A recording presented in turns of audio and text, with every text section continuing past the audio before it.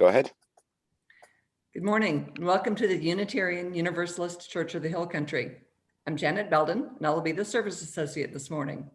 Thank you all for joining us today. Visitors are a gift to us, and we especially welcome you here, whether it's during this Zoom service or on our YouTube channel. Elena Westbrook is with us again today. She's a regular guest speaker and a member of the Community UU Church in Plano, Texas. Her spiritual background was formed by liberal Christianity, Buddhism, neo-paganism, and eclectic reading habits. If anyone has an announcement, please wave and Justin will unmute you or post your announcement in the chat window.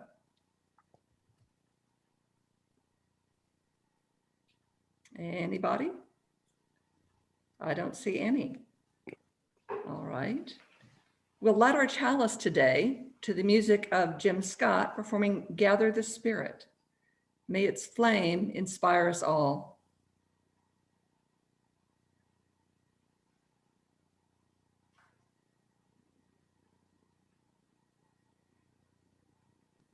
Be just a moment. We're having technical difficulties on getting both up together.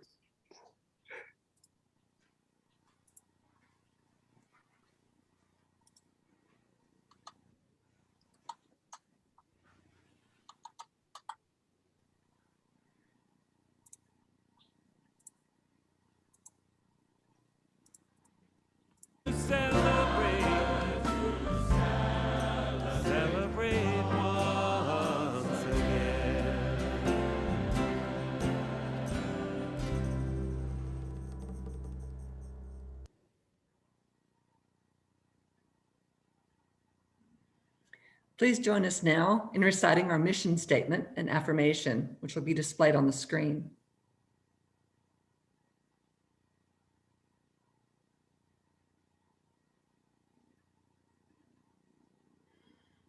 We journey together, guided by UU values, to seek, nurture, and serve our loving church family, our community, and our world. The doctrine of this church is love. The quest of truth is its sacrament, and service is its prayer. To dwell together in peace, to seek knowledge in freedom, to serve humanity in fellowship, to the end that all souls shall grow in harmony with the divine. Thus do we covenant with one another. The church has financial obligations that must be met. To that end, please mail your pledges and other contributions to the church at 960 Barnett, or go by and drop them in the mail slot. Justin? Amanda and I have both been feeling under the weather since Wednesday. Thankfully, it's not COVID. We got tested, but just now starting to get back to some semblance of normal. I'm not going through a full box of tissues every day now, so we'll be fine in another day or two. Whether shared or unshared, we're not alone with our joy. We are not alone with our pain. We have each other. Elena will speak to us now about one true thing. Okay, thank you so much. It's such a delight to see all of you and have the opportunity to come and share a few thoughts. I really appreciate your invitation. Just a second, I have some things for you to look at that are more attractive than I am. So there you go. Okay. I want to start out with a little thing I saw on a UU blog called Braver Wiser. If you haven't seen this, Erica Hewitt, who is she's a UU minister, developed the shared pulpit curriculum that helps lay members learn how to give a sermon. Highly recommended if you are interested in that. So check out the Braver Wiser blog, but this was one that she posted earlier this month, which I thought was very timely. I took a deep breath to steady my nerves, pinned between the cracker aisle and the deli case. It was the second grocery store I'd visited, masked, of course, on an out-of-town trip. And the second time I found myself annoyed with shoppers who were whisking past me in my cart. These people are practically brushing up against me, the voices of my internal chorus groused. Do they have no sense of personal space in this town? Within the safety of my car, a wave of self awareness washed over me in the most random way possible. I found myself thinking about scented candles. Earlier in the month, I'd read about the research of two women who each conducted their own analysis of online reviews for scented candles. Both of them discovered that as COVID-19 spread across the US and, among other things, stripped people of their sense of smell, online reviews for fragrant products, but not unscented ones, grew more negative. Thousands of people wrote reviews complaining, for example, this is one of the weakest Yankee Candle scents I've ever had the displeasure of purchasing. This trend was mirrored by a spike in reviews from angry people claiming that their favorite restaurant was suddenly serving bland food. At the time, I'd gone down this rabbit hole of human nature, happily, nay, smugly, chuckling about how clueless some people are about their own reality and how readily they assign fault externally to avoid grappling with a painful internal truth. Surely I could never be so dense, I'd concluded. I can. Driving my groceries home, two things dawned on me. First, the gentle shoppers in the narrow store aisles weren't the problem. After a year of quarantine, it's my own being in public comfort levels that are fragile and tender. I'm going to need to practice being 2 feet away from strangers before I raise the stakes with, say, air travel. The more unsettling lesson, which makes it more worthy of notice, was about owning what's mine. Telling a truer story about myself made for a more generous story about those around me. The hard work of finding truth has to begin with admitting the truth about ourselves. But that lets us be gentler with the people around us who are all battling shame and fear of their own. But opening up to such realizations requires us first to want to know the truth, and second, to be aware of some common ways that our brains try to trick us. First, the desire, then the search and the untangling. And here's where I have to admit that I struggle sometimes with the gap between wanting to know the truth and knowing what I want to be true. To take an example that's not from national politics, my local school district, Lovejoy ISD, objectively a very good district. It's on lots of best of lists. It's nationally ranked by many different measures. And especially when I was on the board there, I deeply wanted every classroom to be excellent and every student to be nurtured and supported. That made it very hard to remain open and curious and non judgmental when people called with complaints, ready to tell me everything that was wrong. You may recognize this feeling, knowing that you should want to learn the truth. But honestly, you just want to clap your hands over your ears and sing la la la la la. So for me, what I want to be true takes many different forms. Some of them are more subtle than others. Did you know that trying to correct misunderstandings actually backfires and lodges that myth more deeply into people's minds?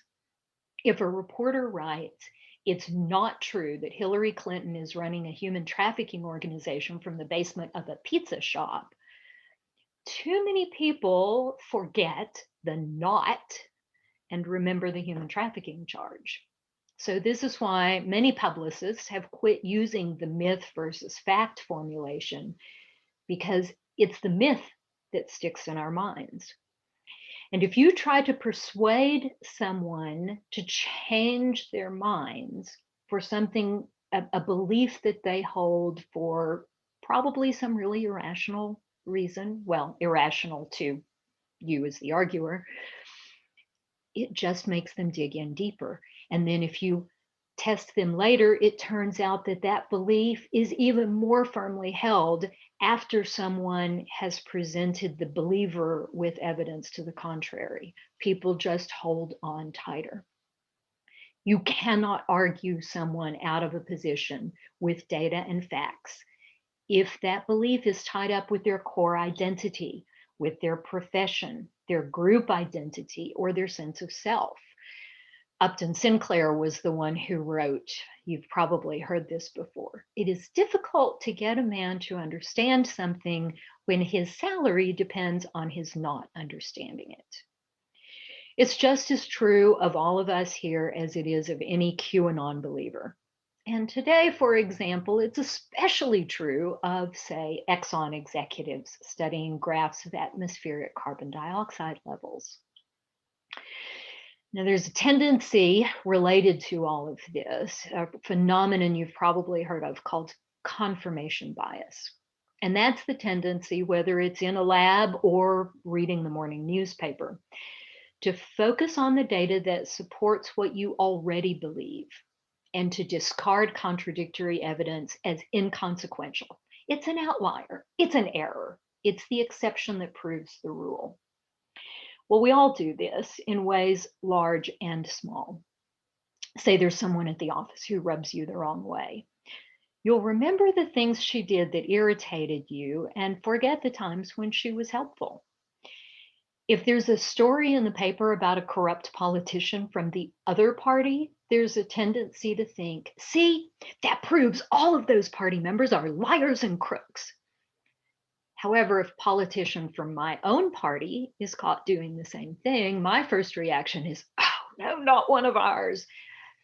My second thought is, oh, well, that's an exception. On the whole, we're much better than those other guys. Neither reaction is logically sound, but they're human nature. And there's another very human tendency that interferes with our ability to discern truth. That is the unwillingness to go against a group. There was a very famous study in the 1950s where an experimenter pretended to be doing a study on visual perception. And he asked participants to compare the length of lines. Which one of these lines is the same length as this one? Sitting in a room alone, 99% of people get the answer right. It is blindingly obvious to most of us. But in a room with actors who intentionally gave the same wrong answer, the rate of correct answers from the participant, the lab rats, went from 99% down to 2/3. Still a majority of people giving the correct answer, but that's a significant percentage of folks who switch their answer knowing that it's wrong. In all, when the experimenter asked a series of questions, 75% of people would miss at least one of the problems, intentionally choosing a wrong answer to go along with the group. Now, when the actors gave different wrong answers, or there were two actual participants, meaning that participants had a buddy who saw the same right answer they did, at least one other person to back you up, the number of people who would say something they knew was wrong just to go along with the group dropped dramatically. So I think we all know this, especially since, as you use, I'm guessing that as a group, we're probably more likely to find ourselves holding a minority opinion, at least in Texas. And sometimes it's a minority of one. So we perhaps have more practice than the average bear in sticking our paws up and saying, I disagree. But even for us, it's easier to say, I know that's true if there's just one other person saying, I think so too. Problem is, this experiment with lines was easy. There's one obvious, factually correct answer. There's no data to sort through, no competing truth claims, no value systems involved. Add more variables, And it gets a lot tougher than simply saying, I know line B is the right answer, and I'm not going to lie just to go along with a group. Most of the time, we have to sort out the reliability of competing claims in order to decide what's true. And often that means deciding whom to believe because we just can't do all of the experiments, gather all of the data, know all of the facts firsthand ourselves. Today in America, we seem to have lined up into different camps who get our information from different sources. Some people don't believe a word that comes from Breitbart or Fox. Others reject anything that comes from the New York Times and the Washington Post. So, how did we end up in such different camps, rejecting not just each other's conclusions, but believing different facts entirely?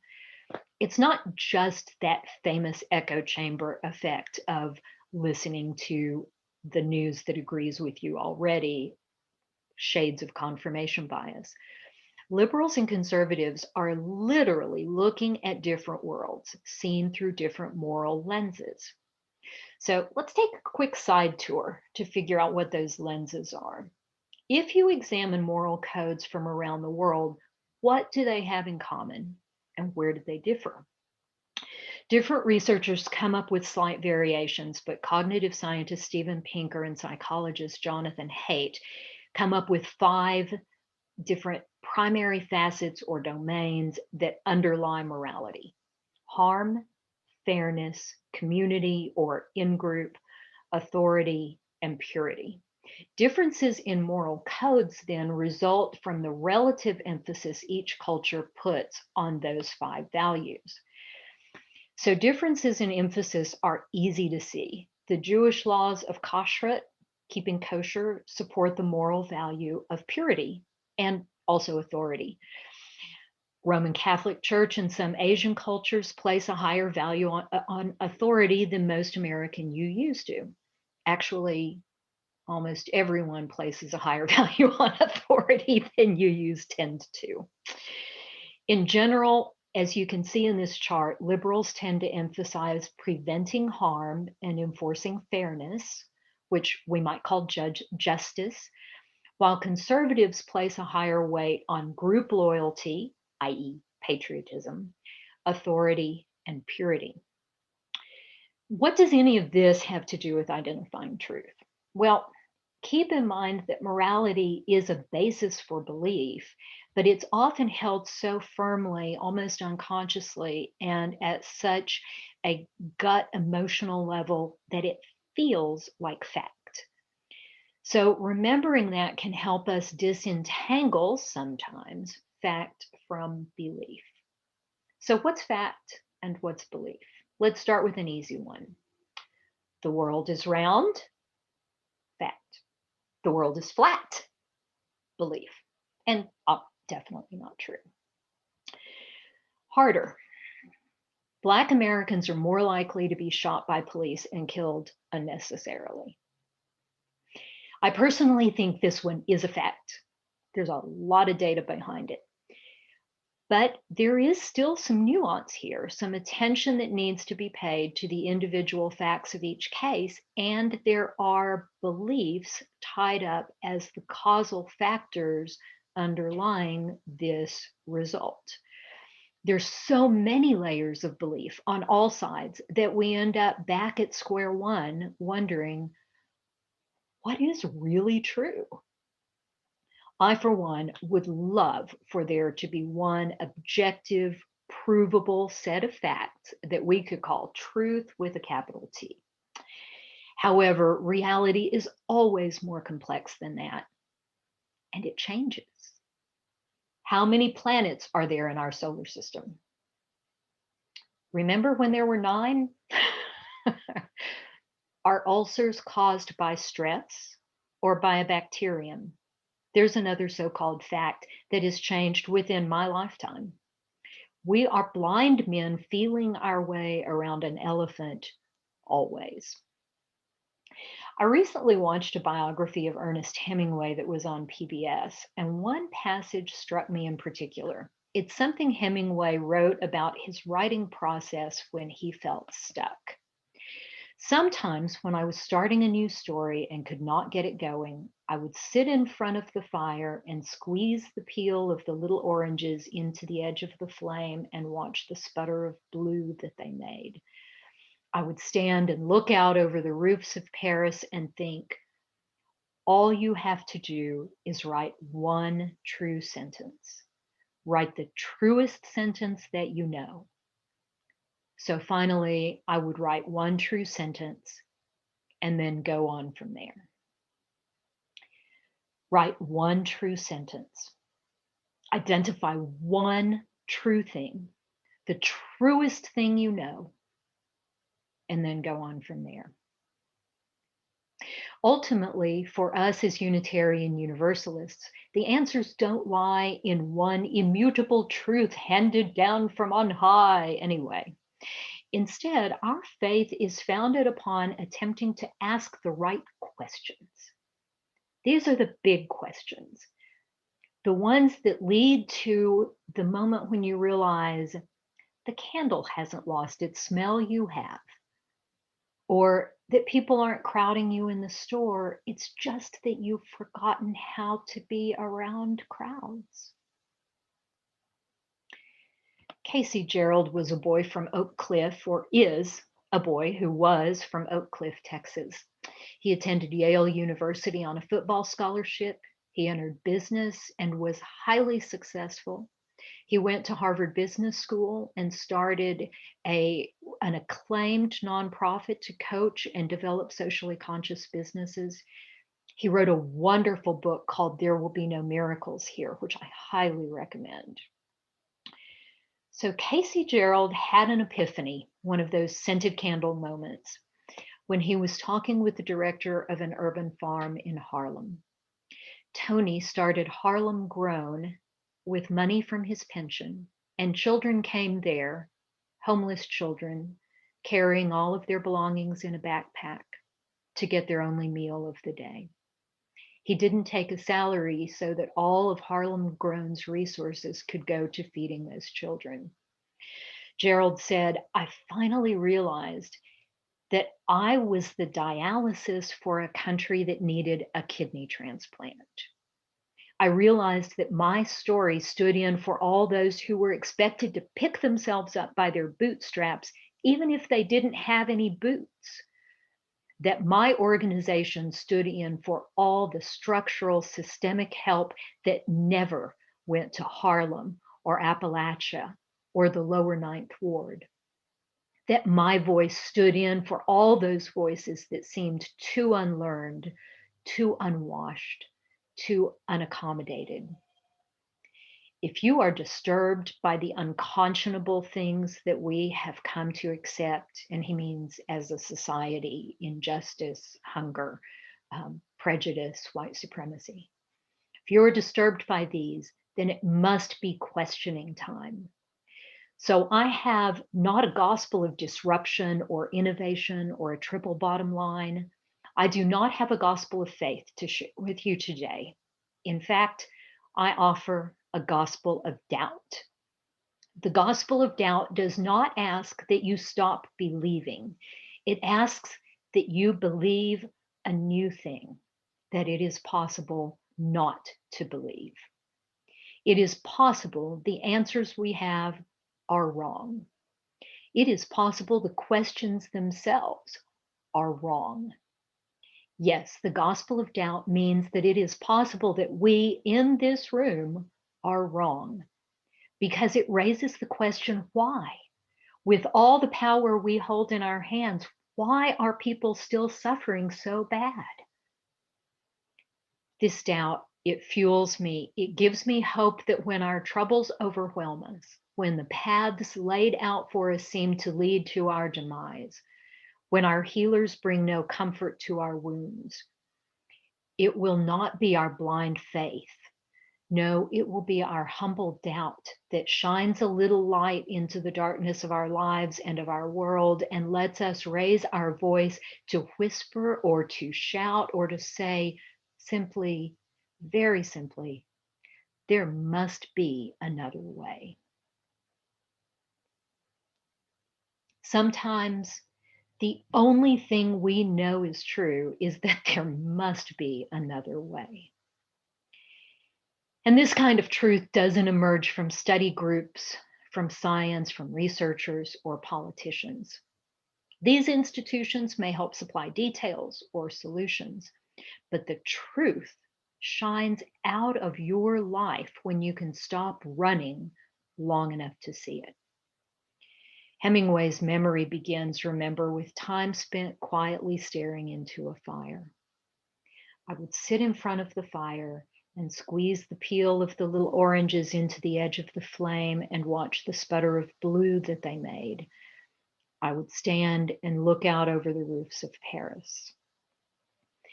It's important to be able to tell fact from lies, but a little reading, the Snopes website, and some common sense can help you figure those things out.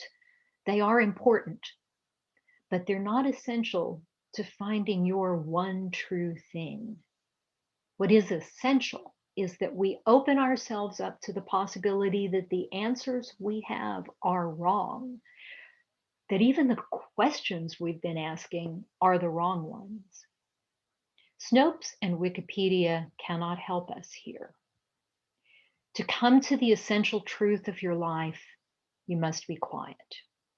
Sit in front of a fire and squeeze orange peels. Perhaps stand in the woods with your back against a tree, knowing that life is flowing up its trunk underneath the bark, and you are touching a life that may have already been growing when your grandparents were born. Or lie quietly in bed at night, listening to your partner breathe beside you with the frogs outside calling each other home. Truth is personal, and it's a paradox. As Anne Lamott says, life is both a precious, unfathomably beautiful gift, and it's impossibly difficult. So if you want to find truth, it's good to do the research. It's good to understand cognitive biases and social conditioning and how reflexively your mind will shut off input it doesn't want to hear. But after you have learned these things, if you want to know truth, go on a silent walk through the woods, maybe with a person you love. Stop when you hear a woodpecker chattering and look around until you find the small round hole near the top of a dead tree with a round young head peeking out. Stand and watch for a while as the parents drill for food and bring it back to their babies as the clouds scud overhead. Be so still, the squirrels emerge from their hiding places and sit in the grass at your feet, nibbling seeds with their tiny hands. To know truth, be still and listen. Find the truest thing you know, begin to live it, and then go on from there. Amen.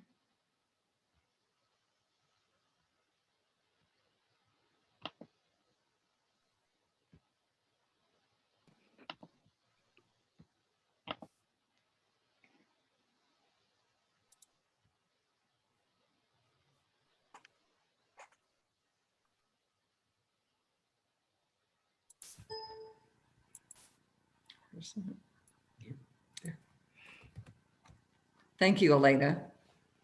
If anyone has a comment, please wave and Justin will unmute you. Okay, I see Sherry's hand popped up right away. Let me get you first. Well, that was a very pertinent sermon. I have just almost finished the book by Steven Pinker, Enlightenment Now, and that went hand in hand with your sermon.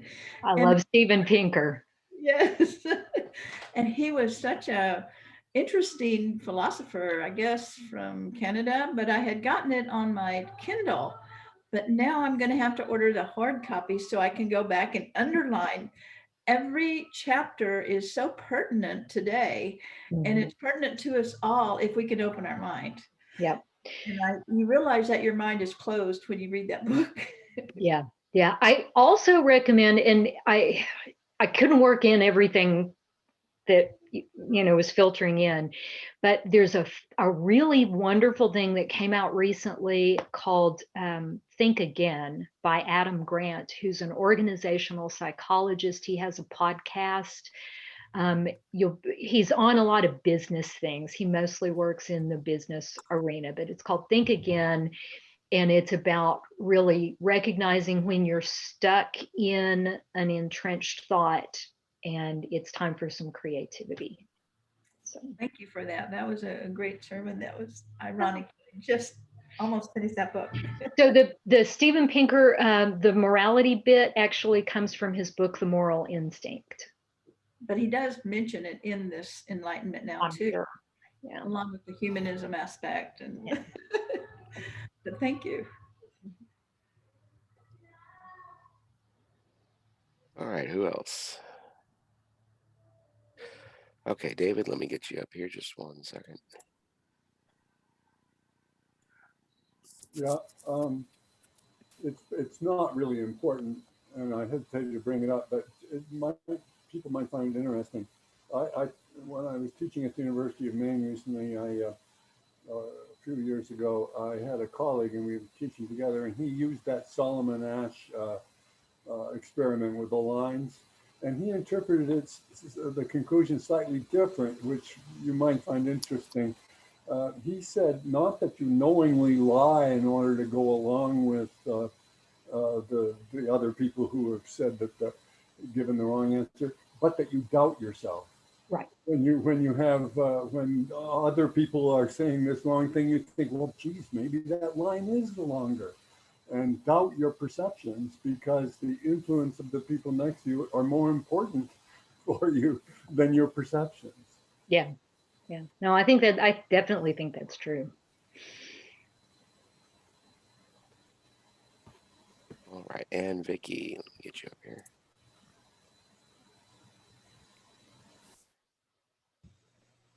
Thank you for another wonderful sermon. I've so enjoyed your previous presentations to us, and this one was just wonderful.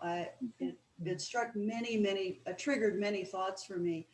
But I think most profoundly today, anyway, is the info that you shared about the five the differences in moral theology and those five different emphases that people might have. I had this really disturbing phone call the other day with my very beloved college roommate from 50 years ago. And she's living in a conservative desert in central Pennsylvania. Mm-hmm. And I'm afraid, and I had this struggle of how is this person that I know so well with a master's degree from the Sorbonne, who I was trained in all kinds of critical thinking, saying these things to me. And I need to rethink how I interact with her to begin with, because what you said, Elena, about you can't argue with facts and data. You won't change anybody's mind, but trying to come to an understanding of what is important to her that helps her sort out reality. Mm-hmm. And this was very timely for me. So thank you. Thank you so much. Please come back again. Oh, thank you. I actually have an entire sermon on the moral instinct. Okay, well, find a date, let us know. Please. I'm on the program. I think Brian and Janet may have heard that one. Oh, probably. Don't care. We'll hear it again. Yeah. Anyway, thank you very much. Oh, thank you. All right, anybody else? David, let me get you back on there.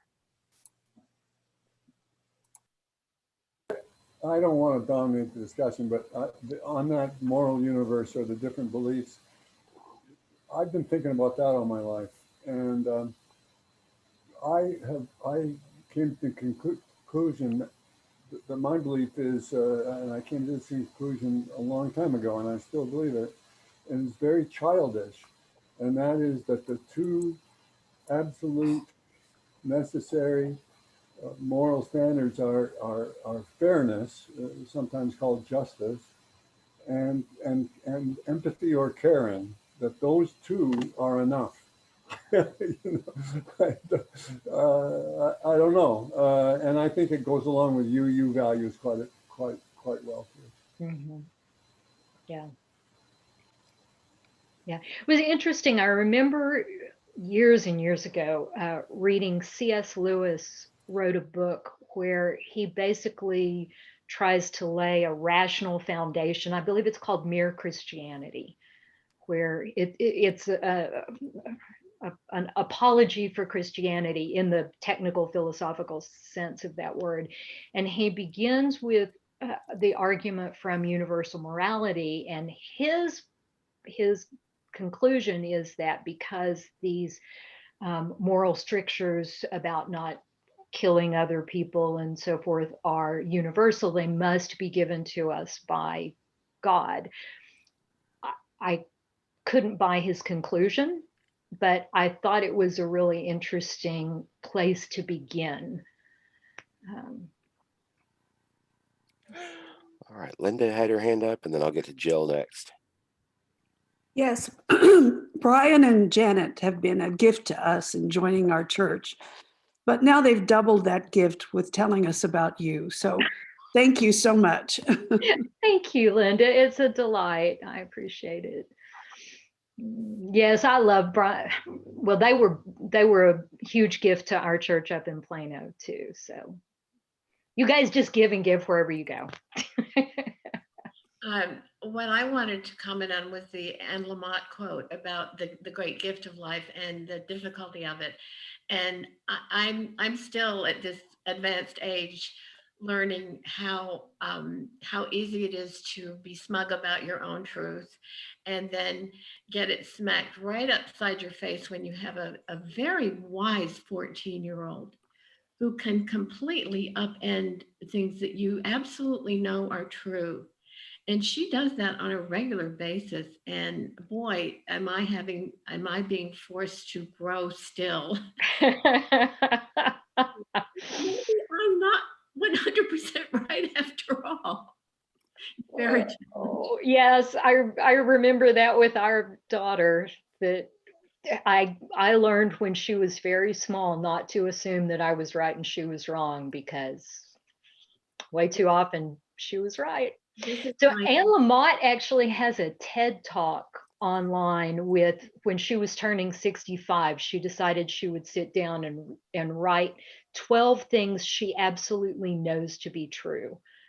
And one of them was life is a paradox, and the other one, and that was the example that it's a beautiful gift and also just unbearably difficult. And why is this so hard? I'm going to have to look for that. Thank you, Elena. That was really a very challenging sermon. That's one to really have to think about for a good long while. Thank you. Thank you. All right, anybody else?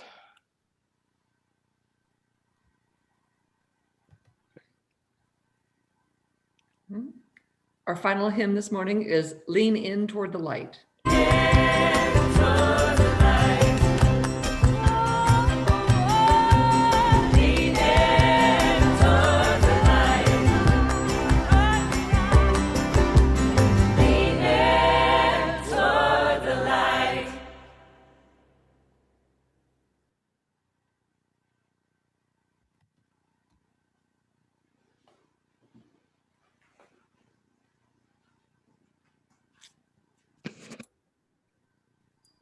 We extinguish this chalice, but not the light of truth, the warmth of community, or the fire of commitment.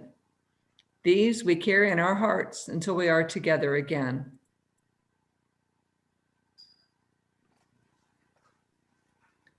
May the peace of this community preserve our going out and our coming in until we meet again.